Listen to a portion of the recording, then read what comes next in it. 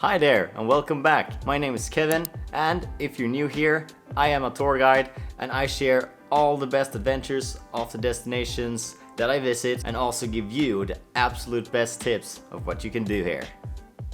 So what we're gonna discuss today in this video is about the new rules that came up on the test and go here in Thailand. So many people have been worrying about this, so I will just give you a brief information and then I will link the rest of everything down below that you need to read to understand this whole concept fully. So just so you know, travelers that are already approved by Thailand to have the test and go since before on their Thai pass, you can still use this until January the 10th. You don't have to worry so much about the situation, but the people that has not gotten approved yet, they need to check up on it very regularly to see that you get approved. So if you are one of those people that has the new one, then you have to undergo 2 tests instead of 1.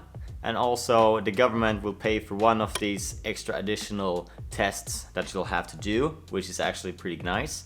And then you will just join the sandbox as before, which is even better because then you can stay at the hotel you actually booked. So if you have applied now in the near future, just check regularly on your application and see that it gets approved with your QR code and everything that you need to enter Thailand, and also so you get all your paperwork done before you come here to visit. So that's just very brief of what is going on right now in Thailand about this new test and go thing. Just so you know, all the links will be down below. I will probably update the description also so you guys can follow along with how this situation is gonna go, because they will have more updates on this Friday as of the recording of this video. Hope you guys have a great week and I hope you get everything approved so we can see you soon here in Thailand and enjoy the fantastic place we have here.